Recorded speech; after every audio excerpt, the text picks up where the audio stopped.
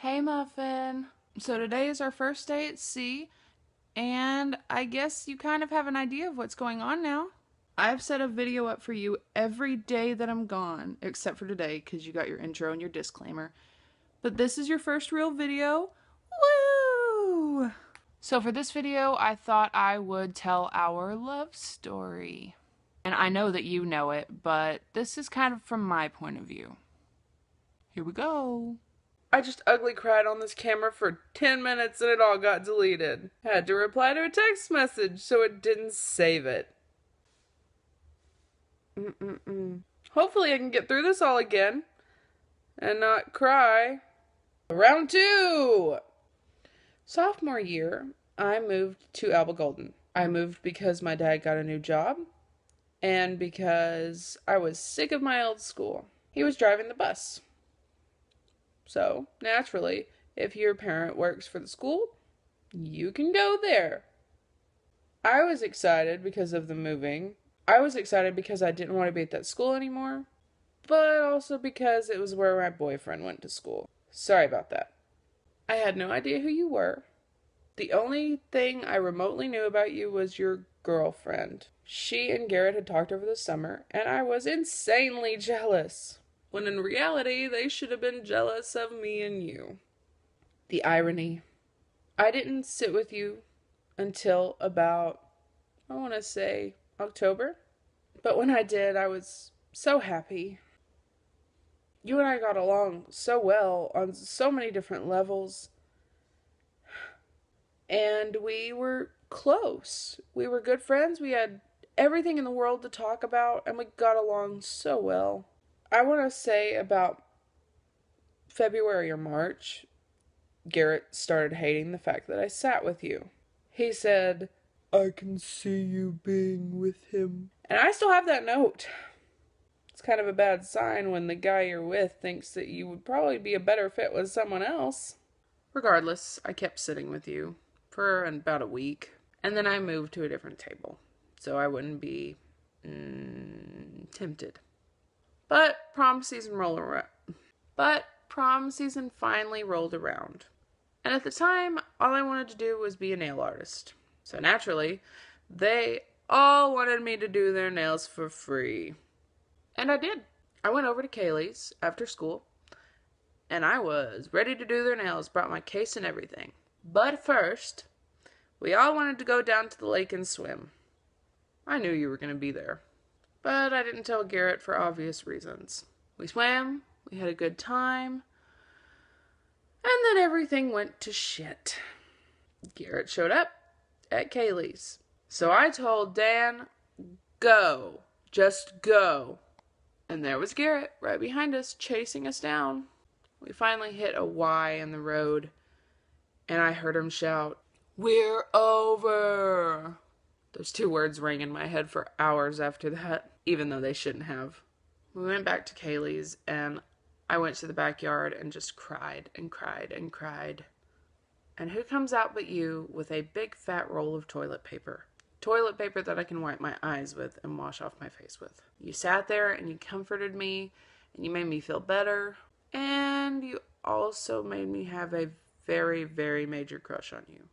So, at the end of the school year, whenever my dad was driving bus, and my feelings for you were much stronger, I decided I wanted to sit with you. So about the 4 last days of school, I sat with you. And I know everybody would say something about this if they knew about it now. And it's about to go on the internet, so they're gonna know. I sat with you, and I held your hand, and I sat as close to you as possible because I didn't want to be apart from you. And on that last day of school, I remember kissing my hand and smacking it to your face. That was our first real kiss. I'm kidding, that was not our first real kiss. Our first kiss was a lot better than that. A few days after school ended and the summer began, I was still with Garrett, but I wanted to see you. So I told him that I was going to Kaylee's. Note, Kaylee's house is like a 5 to 10 minute walk from his house. So the lie seemed genuine. I told him I was going to her house, but I ended up going to yours instead. We were standing in front of the garage and we were talking, pacing around, just talking about life, and I told you that I didn't want to be with Garrett anymore. I said, Richard, I can't make the first move. You're going to have to. Okay. You didn't say it like that, but I'm sure that's what your brain was thinking. So, you came up to me. By the time I knew it, I was backed up against the back wall of the garage, and you kissed me. Yeah, I was still with Garrett, and anybody can judge that if they want, but I don't care. I was fresh out of high school. No, I wasn't. People can judge that if they want, but it doesn't matter. I was young, and the way I did things was stupid. But so I think about 2 or 3 days later, I broke up with Garrett for sure. And you asked me out the same day I did it. So we had a marvelous summer together. You went to my brother's wedding with me. You came over all the time. I went over there. We texted all the time. It was one of the best summers of my entire life. But towards the end, I was starting to miss Garrett. So naturally, I told you that I couldn't be with you anymore, and I went back to him. This was the biggest mistake of my life. After we broke up, through junior and most of senior year, you didn't talk to me at all. And I avoided you like the plague because I was mad. I thought that you had ruined the best relationship I had ever had. You didn't. The only time I remember you talking to me was in senior year. We were passing out cake for Mrs. Doris's birthday, and I saw you in the hall. Every time you saw me, you did this fast pace past me. Every time you saw me, you did this fast pace past me.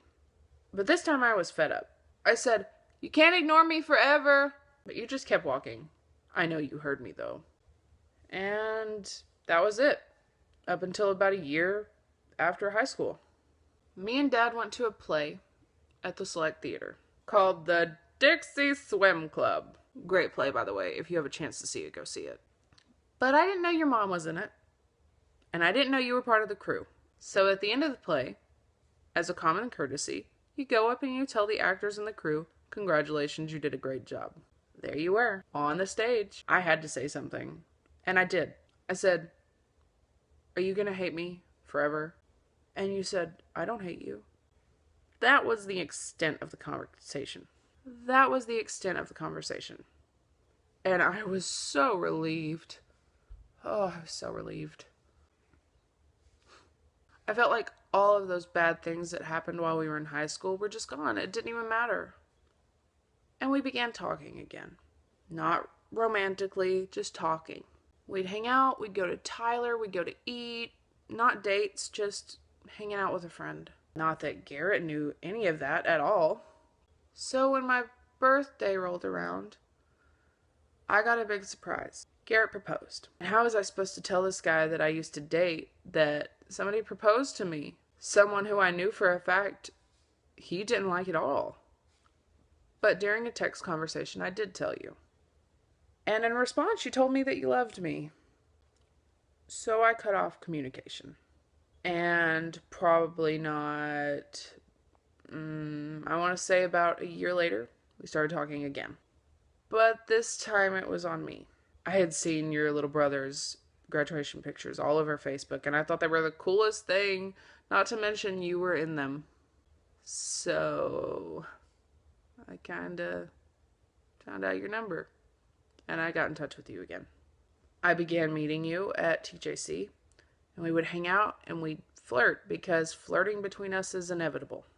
You're a real charmer, you know. A few weeks later, I began to hate my living situation. I felt unimportant, and like what I did around the house didn't matter, and like everything was just crashing down around, and like everything around me was just crashing down. I didn't want to be with Garrett anymore, at all. I wanted out more than I can explain.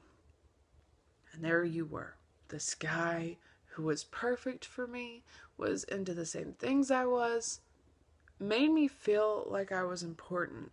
You still do. Here I go with the ugly crying again. Every single part of me wanted out. You and I went to the movies to see Avengers Age of Ultron, but I wasn't focused on that movie at all. Because before it started, you began to kiss me. We kissed and we sat and we kind of watched the movie and then we kissed some more and it just spiraled from there. No, we didn't do anything like that in the theater, if that's what you're thinking. But kissing was abundant. Hand holding was abundant. And the feelings were all over the place. So that night, I went home and I told Garrett that I couldn't be with him anymore. So yes, I cheated. I told Garrett I didn't want to be with him. I told Garrett that I didn't want to be with him anymore. And he left. Came back on my birthday to tell me that he wanted to be with me, and I told him maybe, but I was not serious at all. Around my birthday, though, you were about to leave to go to Disney with your parents and your brother for a week. So during all that time, you weren't there at all. But I counted down the days. Oh, I counted. We had agreed that we weren't going to be back together until you were home. So I waited, and I waited, and I kept on waiting. And on the day you got home, I was ready to see you. I was at your house, and I was ready to kiss you and hug you and just be with you. And there you were. I was with you. I got to hug you and kiss you, and that's all I ever wanted. And yeah, me and you have had our fights and our little break. But we're together now. And I can honestly say that I'm happier with you than I have been with anybody else. You make me feel loved and important and wanted. And I'm so glad that I have you in my life, Richard. You are the one thing, the one person that gets me through every single day. When we weren't together, I was miserable. I'm really good at putting up a front and acting happy. I've done it a lot during my life. And I wanted nothing more than and I wanted nothing more than to be with you. And now I am, and I'm so happy. It might not look like it since I'm crying, but I am very happy that you're mine. If any girl is ever as lucky as I am, they're gonna have the best life ahead of them. I love you so much.